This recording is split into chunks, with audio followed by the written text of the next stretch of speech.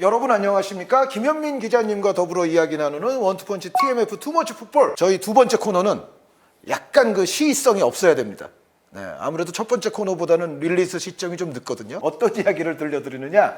바로 관심의 클럽 바이에른 뮌헨의 여름 리빌딩 현황 및 전망 및 분석을 우리나라에서 가장 잘 얘기해 줄 수 있는 김현민 기자님의 입으로 들어보는 시간을 갖도록 하겠는데요. 김민재 선수가 또 소속돼 있는 클럽이고 예? 또 어떻게 보면 항상 유럽 챔피언을 노려야 되는 클럽인데 이번에는 유럽 챔피언은커녕 국내 타이틀까지 뺏긴 바이에른 뮌헨이에요. 예. 네, 그러고 나면 바이에른은 항상 이런 역사가 있을 때마다 분노의 영입과 분노의 물갈이를 하는 경우가 있는데 감독도 지금 콤파니 감독이 오면서 바뀌었습니다. 자, 네. 콤파니 감독 2027년 6월까지 감독 계약 체결했다. 여기서부터 얘기를 풀어가 주시죠. 콤파니 감독 부임 자체가 조금은 기이한 영입이다라는 얘기들이 많았죠. 왜냐? 프리미어리그에서 강등당한 감독을 바이언이 데려간다? 이게 말이 되나? 이런 얘기들이 있었는데 사실 이거는 감독 선임 과정에서 바이언 보드진들, 특히 이제 조금은 이제는 은퇴한 헤네스, 루메니게 같은 사람들의 입김이 들어가면서 나겔스만을 감독으로 선임시킬 수 있었고요.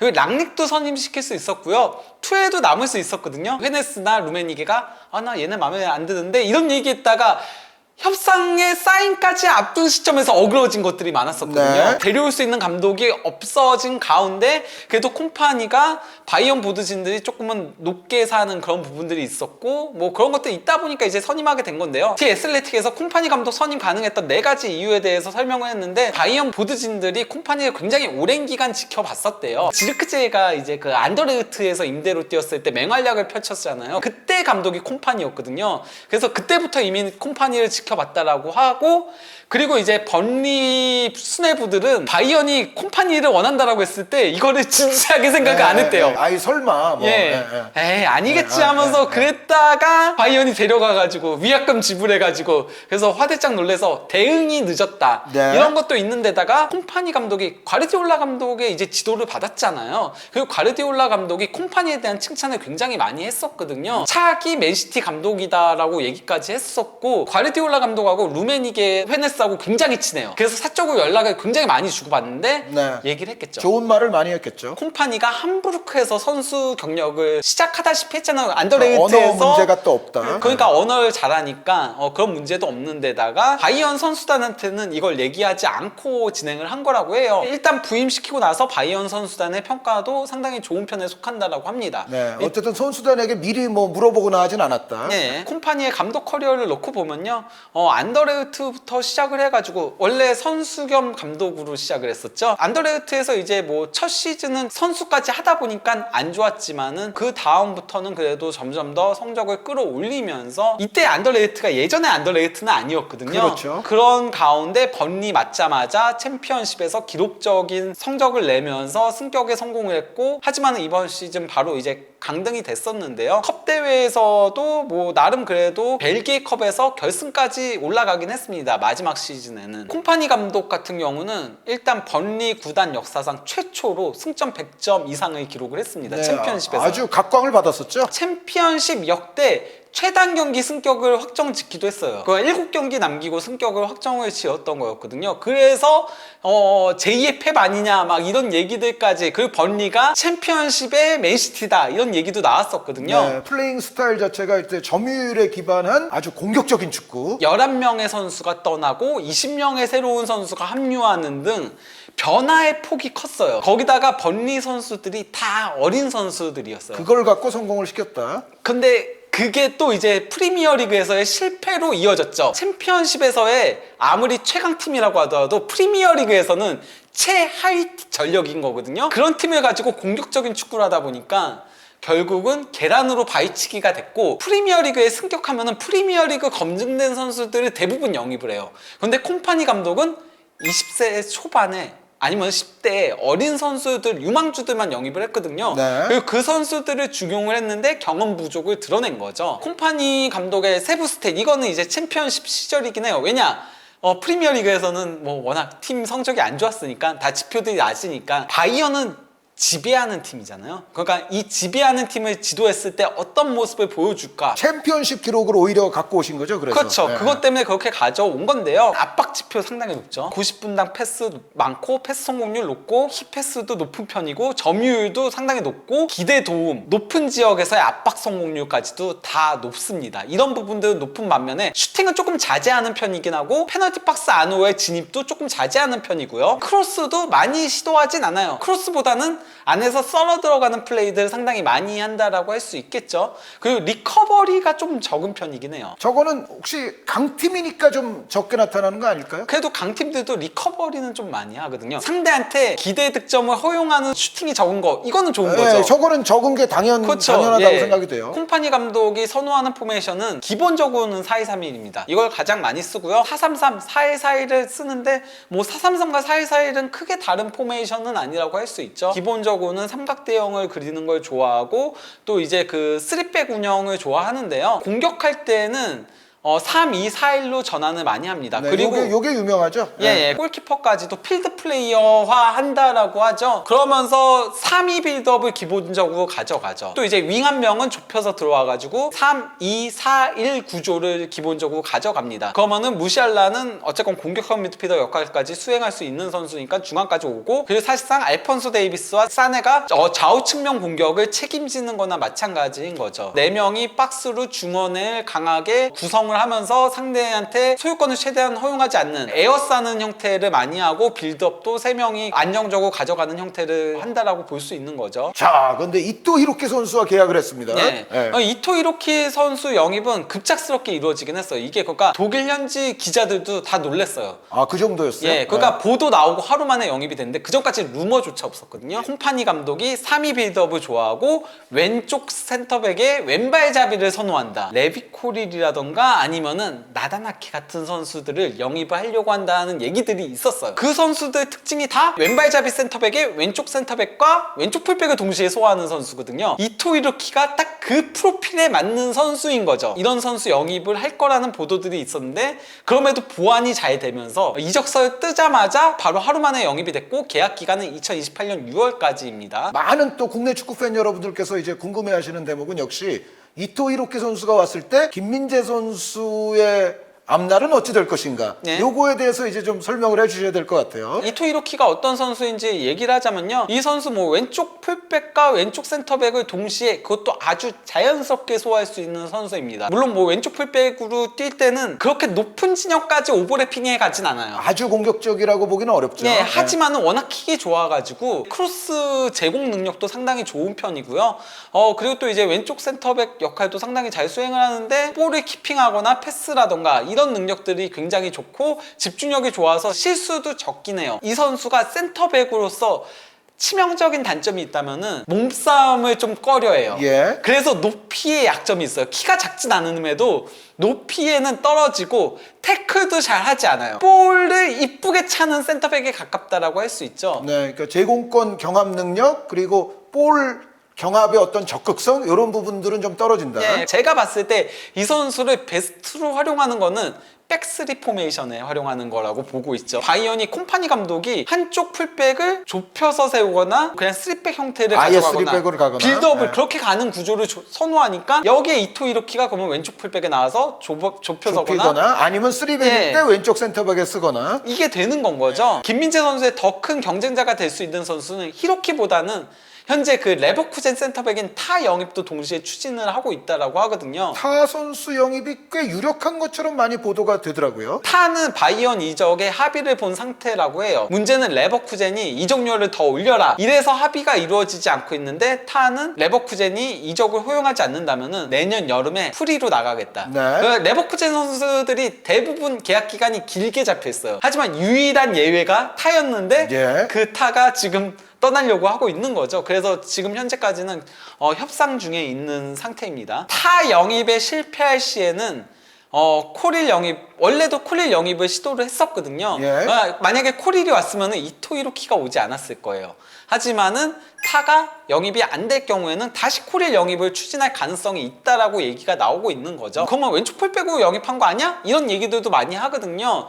그런데 바이언은 알폰소가 재계약에 실패를 현재 한 상태예요. 워낙 많은 연봉을 원하고 있대요. 그럼에도 프리로 넘길 수 있더라도 알폰소를 팀에 남기려고 한다고 합니다. 그거는 콤파니 감독의 판단도 좀 개입을 한 거겠죠? 이게 커요. 네. 원래 바이언 보드진들은 알폰소 이번 여름에 무조건 판다였어요. 꽤 그런 보도가 나온 지가 꽤 오래된 것 같은데. 그랬죠. 네, 네, 그랬는데 콤파니 감독이 알폰소가 필요하다. 왜냐? 윙으로 써야 되니까. 네. 그리고 현재 바이언 풀백들 중에서 윙 역할을 할 수 있는 선수는 알폰소가 가장 맞죠. 네, 그러면은 어쩌면은 이토 히로키 선수와 알폰소 데이비스 선수가 동시에 그라운드에 나올 수도 있겠네요. 그렇죠. 그렇게 네. 나올 수도 있고 아니면은 오른쪽 풀백을 윙으로 올리는 상태가 되면은 그러면 이토 히로키가 왼쪽 풀백으로 나오겠죠. 깜짝 놀란 소식이 있었는데요. 원래 대부분은 버리우트가 남고 우파메카노가 떠난다였어요. 그게 뭐 지난 시즌까지 계속 정설이었죠. 예. 네. 왜냐면 계약 기간도 우파메카노가 더 짧게 남았고 우파메카노가 큰 경기마다 계속 실수를 하니까 신뢰도가 많이 예, 떨어졌고. 그래서 바이언 보드진들의 인내심이 떨어졌다는 얘기들까지 나왔거든요. 콤파니 감독의 전술을 고려하면은 더리우트보다 스타일적으로 조금 더 맞는 거는 우파메카노와 김민재예요. 라인을 높여서 플레이를 하다 보니까 많은 범위를 커버를 할 수 있어야 되거든요. 운동 능력을 요구하죠. 예, 그냥 더리우트가 정말 좋은 선수지만은 커버 능력만 놓고 보면은 김민재와 우파메카노가 더 맞다 보니까 그러다 보니까 더리우트를 판매할 계획이다. 여전히 우파메카노 선수가 나갈 가능성도 있기는 있는 거죠. 예, 이게 왜냐면은 우파메카노의 계약 기간이 2026년까지이기 때문에 콤파니는 남기고 싶어 하지만은 좋아하지만은 우파메카노가 떠나려고 한다면은 그러면은 헐값에 팔 수밖에 없거든요. 네. 내년 여름이면은 그러면은 이번에 그냥 비싸게 팔고 센터백을 한 명 더 영입한다. 그래서 이제 2명 영입이 계속 얘기가 나오는 거나 마찬가지인 겁니다. 우파메카노 선수는 조건만 정확히 맞으면 여전히 떠날 확률은 있으나 콤파니 감독이 옴으로 인해서 이전에 떠날 확률보다는 상당히 좀 네. 줄어든 면도 있다. 빌트지에서는 우파메카노가 새로운 도전을 원한다. 그래서 프리미어 리그를 고려하고 있다라고 나온 건 거죠. 바이언의 이제 추가 판매 계획이 있는 건데요. 레온 고레츠카와 키미도 이제 판매할 가능성. 이들이 그가 재계약을 하지 않는다면인 거예요. 그나브리, 킹슬리 코망도 재계약을 하지 않을 경우에 판매가 가능한 선수들인 거고요. 네. 이적료를 사실 그나브리랑 코망은 이적료를 맞춰준다면 판매 가능해요. 왜냐면 네. 이 선수들은 부상이 너무 많았기 때문에. 그렇죠. 별로 기여를 못했죠. 네, 그리고 우파메카노 역시도 네, 좀 전에 하셨던 예, 그 얘기를 한 거죠. 그러면서 마즈라이도 아무래도 이제 계약 기간도 2026년까지인데다가 또 이제 사실 바이언 와가지고 기대치를 충족시켜주는 모습을 보여주진 못했잖아요. 거기다가 마즈라이 조금 애매하게 되죠. 그렇죠. 콤파니 형태의 예, 스리백 빌드업을 가져갈 때는 이 선수는 도리어 인버티드 풀백에 더 가까운 유형인 거잖아요. 예. 저 선수들을 혹시 바이에른이 다 내보낼 가능성도 있는 건가요? 뭐 다 내보낼 가능성도 저는 충분히 상황만 맞으면. 키미 같은 경우도 재계약 관련해 가지고 아직까지 특별한 소식이 없어요. 그러니까 네. 뭐 다른 선수 그가 뭐 파블로비치라던가 자네라던가 스타니시치라던가 이런 선수들은 재계약 협상 중이라는 얘기들이 나오거든요. 알폰소 데이비스까지도 예. 그런 가운데 이제 바이언 선수들의 이제 계약 상황을 놓고 보면은 일단 2025년에 노이어, 울라이, 뮬러, 키미, 다이어, 자네 그리고 알폰소 데이비스가 계약 만료고요. 알폰소 데이비스랑 자네는 현재 협상 중인 거고 예. 다이어는 사실 나이도 있고 그러다 보니까 뭐, 그냥 예, 판매도 힘들고 FA 그냥 될 때까지 그냥 있는 거죠. 그렇죠. 예. 전방위 멀티로 조금 활용할 가능성이 높고 2026년에 고레츠카, 그나브리, 게레이루, 마즈라이, 우파메카노, 무시알라, 휠스만, 부만 이렇게가 이제 계약 만료인 건데 무시알라는 지금 유로 끝나면은 아마 큰 금액의 이례적인 계약을 체결할 거라는 보도들이 현재 독일 쪽에서 나오고 있어요. 그래야만 하지 않을까요? 그렇죠. 예, 예. 앞으로의 바이언의 네. 미래는 무시알라가 쥐고 있으니까요. 노이어, 밀러, 자네, 알폰소를 남기려는 이유는 밀러하고 노이어 같은 경우는 워낙 팀의 레전드. 상징적인 네. 선수들이잖아요. 그러면서 2025년에 은퇴하면은 이 둘의 거액 연봉이 빠지게 되고 계약 기간을 우리와 맞추는 그 순간이 그대들의 은퇴 시점이다. 그러면서 그냥 명예롭게 은퇴해주게 하겠다. 근데 그 은퇴 시점 자체는 본인들 마음 아닌가요? 그렇죠. 네. 아니 근데 밀러는 그럴 가능성이 있다라고 봐요. 노이어는 그러면은 원래 바이언 선골도 아니잖아요. 샬케 그렇죠. 출신이잖아요. 그러면 노이어는 도전에 나설 수도 있지 않을까라는 생각도 들긴 해요. 두 선수는 그렇고 알폰소 데이비스 선수는 아까도 계속 말씀해 주셨지만 콤파니 감독의 어떤 전술적인 이유인 네. 거고 사네 선수는 뭐죠? 콤파니와 맨시티에서부터 발을 맞췄고 그러니까 콤파니 감독이 사네 선수도 나는 좀 더 살릴 수 있어라고 그렇게 보고 있는 거죠. 거기다 자네가 콤파니 왔을 때부터 굉장히 많은 인터뷰들을 하고 있습니다. 콤파니 온 거를 가장 기뻐한 선수가 자네였거든요. 대놓고 예 거기다가 이제 무시알라, 자네, 알폰소 이렇게 친한 관계이기도 하고 무시알라 중심으로 팀을 개편을 하는 형태가 되는 건 거죠. 파블로비치하고 스타니시치도 남길 예정인데요.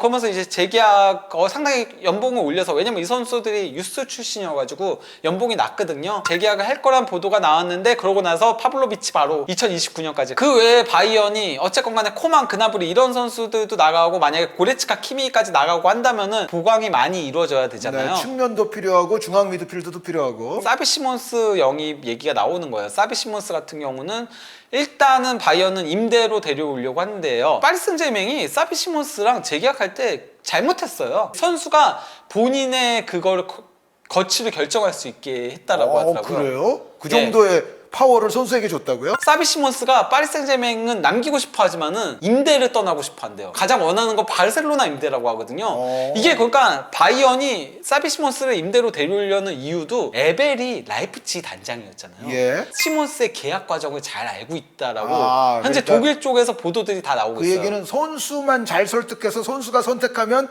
예. 할 수 있는 거네요. 그렇죠. 그리고 만약에 사비 시몬스가 파리 생제르맹 계약 기간 내내 임대를 계속 다니고 싶다라고 하면은 파리는 손해보는 거잖아요.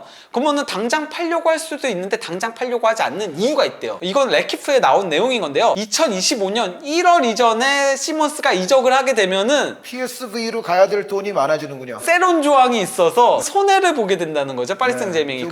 A big part of the fee. 이적료의 상당 부분이 PSV로 간다. 팔더라도 내년 여름에 팔겠다. 네. 파리 생제르맹도 그런 입장이라고 하더라고요. 팔더라도 늦춰야 된다. 바이언은 선임대 후 영입으로 이걸 시도할 가능성이 충분히 있는 거죠. 팔리냐? 원래 팔리냐? 지난 여름에 영입 팔리냐가 팔리냐 참 아재 개그가 많았어요. 확정까지 거의 떴었잖아요. 그러니까 네. 유니폼까지 들었잖아요. 네. 근데 호이비엘의 플럼 이적이 실패로 돌아가면서 없었던 일이 됐었는데 그러고 나서 바이언 보드진들은 팔리냐를 포기를 했었거든요. 예. 왜냐면은 이 선수가 나이가 있다 보니까 이 이적료를 주면서 나이 든 선수 영입하는 거 아니다라고 판단을 내린 거였어요. 다시 팔리냐가 영입 대상에 올라갔고 콤파니 감독도 이걸 원한다. 계속 협상 중인데 바이언이 현재 이적료를 4,100만 유로에서 4,500만 유로까지 올린 상태인 건데도 풀럼은 아직까지도 더 받으려고 해가지고 난항 중에 있긴 하거든요. 크리스탈 팰리스의 올리세 영입도 고려 중에 있고 구루다 마인츠의 이제 유망주죠. 네. 예. 이번 시즌 좋은 모습 보여줬던 구루다도 현재 뭐 고려를 하고 있다라고 하고 있고 이 두 선수는 이제 오른쪽 윙인 거죠. 왼쪽 윙우는 피어리 계속 네. 얘기 나오고 있죠. 피닉 선수가 워낙에 잘했죠. 예, 그리고 뭐 바이아웃 금액도 2,600만 유로니까 충분히 영입이 가능한 선수라고 할 수 있고 그리고 유럽 무대에서 또 레버쿠젠을 침몰시킨 그렇죠. 네, 루크먼입니다. 예, 네. 루크먼도 영입 고려 대상이라고 할 수 있고 이 두 선수는 또 이제 왼쪽 윙에서 뛸 수 있는 선수들이죠. 대체로 가격은 두 선수가 비슷해 보이네요. 네. 네. 전 그래서 만약에 둘 중에 한 명을 영입한다면은 물론 뭐 백업 공격수까지 소화할 수 있는 부분에서는 루크먼이 조금 더 쓰임새는 많긴 하지만은 그래도 독일 선수인 피어리 쪽으로 조금 더 갈 가능성이 높지 않을까라는 생각도 들긴 해요. 저는 제가 우연치 않게 슈투트가르트 경기를 좀 중계를 최근 근년에 좀 네. 여러 번 했었어요. 네. 피릭 잘하던데요. 그러니까요. 네. 거기다가 알폰소를 기본 메인 플랜으로 가져간다면은 네. 그럼 피리는 원래 중앙 공격형 미드필더 출신이기 때문에 네. 이게 더 자연스럽긴 하죠. 바이언의 현재까지의 이적 움직임은 일단 이토 이로키 2,600만 유로에서 3,000만 유로에 영입을 한 거고요. 타 계약 협상 중이고 맨유가 더리우트 영입을 원하고 있고 네. 알폰소 데이비스와 마지막 시즌을 보내기로 결정을 했고 끝까지 간다. 예, 네. 그러면서 재계약도 고려를 한대요. 만약에 뭐 이게 잘 풀리면은 그런 것도 생각한다라고 하고 올리세는 바이언 영입 리스트에 있지만 아직까지는 시도를 하지는 않고 있는 예. 상태인 거고요. 바이언의 이적 시장 움직임이 조금 바뀌긴 했거든요. 네. 그러니까 원래는 감독부터가 루메니게와 헤네스는 한지 플릭을 복귀시키려고 대화 중에 있었어요. 그러면서 1년만 한지 풀리고 가면서 사비 알론소 데려오려고 했는데 콤파니가 선임되고 이토 히로키 그리고 또 이제 알폰소 데이비스 판매한다, 우파메카노 판매한다 했는데 둘 다 조금은 남기려고 한다에 가까운 쪽으로 가면서 더리우트 판매한다, 팔리냐도 영입 더 이상 안 한다 했다가 다시 나서고 이런 것들이 바뀐 이유가 바로 이제 그동안은 페네스하고 루메니게가 조금은 주도한 부분들이 있거든요. 네, 근데 이제는 그 주도의 세대 교체가 일어났나요? 네, 에벨 디렉터하고 이제 프로이트 단장하고 네. 이 둘이 주도를 하고 있는 거거든요. 왜냐면은 루메니게하고 헤네스가 입김을 불어넣다가 깨진 것들이 너무 많다 보니까, 그리고 사공이 많다 보니까 배가 산으로 올라가는 경우들이 너무 많았어요. 지난 여름 이적 시장 막판에 망친 것도 네. 사실은 그것 때문인 거였거든요. 너무 입들이 많다 보니까 팔리냐도 너무 늦게 뛰어들었기 때문에 사실 실패한 거잖아요. 그럼 미리 뛰어들었으면은 팔리냐 영입됐었던 거였거든요. 초엘 감독도 거기에 대해 불만들을 토로하고 했었기 때문에, 그래서 그냥 에벨 프로인트 중심으로 이제는 나가는 걸로 된 겁니다. 안 그래도 마테우스도 여기에 대해서 뭐라고 했었거든요. 헤네스는 이제 에벨한테 구단 운영 1임 해야 된다. 세대 교체가 좀 일어났어야 된다. 네. 에벨이 사실 메넨글라드바흐 시절부터도 명단장으로 상당히 명성을 높였던 인물이거든요. 그렇죠. 구단들하고 네트워크도 잘 되어 있고, 그러니까 에벨은 충분히 능력 있는 사람이다. 그러니까 그에게 믿고 맡겨야 된다. 헤네스가 바이언 구단의 역사에 있어서 정말 중요한 역할을 한 건 맞지만 저도 거기는 인정해요. 헤네스가 일으켜 세운 구단이죠. 그렇죠. 바이언만 놓고 보면은 베켄바우어보다도 헤네스예요. 네, 경영적으로. 왜냐면 선수도 그렇고 구단 경영도 그렇고 네. 헤네스 없었으면 바이언이 이렇게 독보적인 구단이 독일에서 될 수가 없었거든요. 올리버 칸과 하산 살리하미치치를 단장과 CEO에 부임시키고 나서 망하고 나서는 그 실패를 본인들이 만회하기 위해서 조금은 입김을 불어넣고 있는 것 같은데, 그러지 마라 이런 식으로 얘기했는데 그게 지금은 이루어지고 있다는 거죠. 네. 그러다 보니까 조금은 영입도 물밑에서 조금 작업들이, 예전에는 다 드러났었거든요. 바이언 감독 접촉하면은 다 뜨고 이랬었는데, 주로 헤네스 선생님, 루메니게 선생님 이런 분들 때문이었나요? 그것까진 모르겠지만 저는 근데 결국은 입이 많으면은 반대파에서도 일부 흘려요. 우리는 이 사람 원하지 않거든요. 원하지 않으니까 일부 언론에다가 흘리는 거죠. 아무래도 이제 둘이서만 긴밀하게 일하게 되면은 그러면 새어나갈 일이 별로 없는 거죠. 이제 나왔어요. 예. 그 애초의 질문이 김민재 선수 어떻게 될 것인가 였잖아요. 네. 아무래도 뭐 대한민국에서는 그게 궁금할 수밖에 네. 없는데, 여기서 지금 바이에른의 올여름 어떤 플랜이 어느 정도 이루어졌을 때에 대한 지금 포메이션 그림이 나오는 것 같아요. 저는 김민재 선수가 주전으로 나올 가능성이 상당히 높다라고 보고 있습니다. 그러니까 이토 히로키 영입은 물론 이토 히로키가 왼발잡이 센터백이라는 그런 이점은 있긴 하지만은, 그래도 순수 수비 능력에서부터 일단 김민재 선수가 앞서는 부분이 있기 때문에, 만약에 이토 히로키와 김민재가 경쟁을 한다면은 그러면 순수 센터백으로는 김민재가 우위를 점한다라고 생각해요. 커버 범위도 그렇고. 네. 예, 이런 부분에 있어서 이토 히로키의 강점은 왼쪽 레프트백. 센터백과 네. 왼쪽 풀백을 네, 동시에 선다. 네. 그러니까 양쪽에 다 상황에 따라서 넣기 좋다. 저는 그러니까 이토 히로키가 백업 자원으로는 이보다 좋은 선수가 없다라고 생각을 해요. 알폰소 선수를 다른 위치 윙어로 올릴 때도 이토 히로키 선수가 굉장히 유용한 자원이 될 거고. 저는 지난 시즌 바이언의 가장 큰 실패는 수비 쪽에서의 멀티 자원이 없었다는 거라고 봅니다. 예전에 파바르, 스타니시치 이런 선수들이 있었기 때문에 수비 쪽에 줄부상이 발생하더라도 거기에 대응할 수 있었거든요. 이번에 수비 쪽에 줄부상 발생했을 때 대응이 안 됐잖아요. 김민재 선수가 아시안컵 갈 때도 대응이 안 됐었고, 또 이제 풀백들 줄부상 당했을 때 우파메카노가 풀백 나오거나 이랬을 때도 망했었거든요. 보이랑 다이어랑 급하게 영입했던 거였고, 파바르, 스타니시치 같은 선수들이 중요했는데 그게 없어졌는데, 그걸 이제 이토 히로키가 하게 된다라고 볼 수 있는 거고요. 만약에 우파메카노가 온다면 그럼 김민재, 타, 우파메카노 이렇게가 경쟁을 하게 되겠죠. 그거는 기본적으로. 조금 이제 심각한 경쟁 아닌가요? 타도 위험 요소는 있다라고 생각해요. 타가 그러니까 지난 시즌 분데스리가 최고의 센터백 맞긴 하거든요. 예. 하지만은 타 같은 경우 그동안의 커리어를 놓고 보면은 실수가 많았던 선수였어요. 그래서 기대만큼 성장하지 못했던, 제2의 보아탱 소리 듣다가 그러다가 이제 레버쿠젠에서 어느 정도 만개한 거죠, 이제는. 지난 시즌에 만개를 한 부분이 있고, 그런데 거기에는 백스리 변경도 일정 부분은 작용을 한 게 아닌가라는 우려 요소도 있긴 하거든요. 예. 타 같은 경우도 와서 봐봐야 한다라고 할 수 있겠죠. 그러니까 우파메카노가 그대로 있고 타가 새로 온다 손 치더라도 거기서 김민재 선수는 계속 경쟁할 수 있다. 네, 그리고 만약에 우파메카노가 떠난다면은 더 쉽게 되겠죠. 네, 기본적으로 그러면 타 김민재 조합이 가장 확률 높은 조합이라는 그렇죠. 말씀이신 거죠? 예, 타가 영입 안 될 때 코리를 영입하려고 한다는 거는 저는 타를 왼쪽 센터백으로 쓰는 걸 고려하고 있다라고 생각이 들거든요. 실제 그 어쨌건 레버쿠젠에서도 타가 왼쪽 센터백도 예, 서긴 예, 했었어요. 예.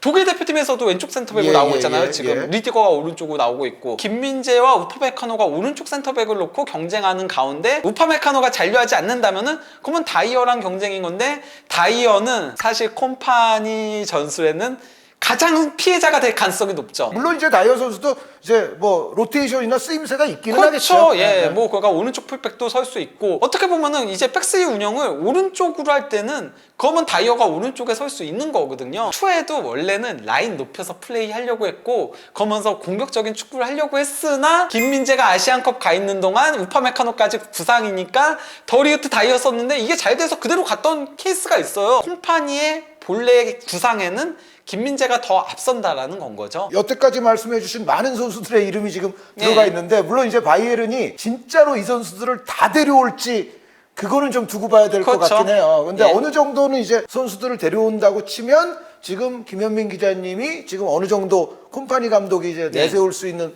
선수들을 이제 복수로 적어주셨는데 어쨌든 어떤 상황이 벌어지더라도 김민재 선수는 경쟁은 계속 해나갈 수 있을 것이다. 기본적으로는 이제 알폰소가 왼쪽 풀백이지만 실질적인 윙으로 올라가고 스타니시치가 이제 조금 오른쪽 풀백에서 좁혀서면서 3백 운영을 하겠죠. 이거는 그러면은 좀 레버쿠젠식 3백 운영에 가깝게 되는 형태도 되긴 하는 거고요. 반면에 이제 그 이토가 왼쪽 풀백으로 나오게 되면은 그러면은 샤샤보이를 남긴다라고 하거든요. 그러면 보이가 오른쪽 윙처럼 올라가겠죠. 그러면서 이토 이로키가 조금은 좁혀서는 형태의 3백 운영이 되지 않을까 그런 생각이 들긴 합니다. 콤파니 감독의 3-2-4-1 형태 빌드업이 나올 때 네. 그러면서 이제 콤파니와 에베가 프로인트 같은 경우는 14명의 탑 플레이어에 더해서 라이머 같은 그런 선수에 더해서 이제 3명에서 4명의 영 탤런트들을 이렇게 팀을 구성을 하고 싶어 한다라고 나온 겁니다. 김현민 기자님의 지금까지의 분석을 통해서 콤파니 감독 들어서면서 바이에른 뮌헨이 어찌 될까? 영입, 방출, 여기에 따른 또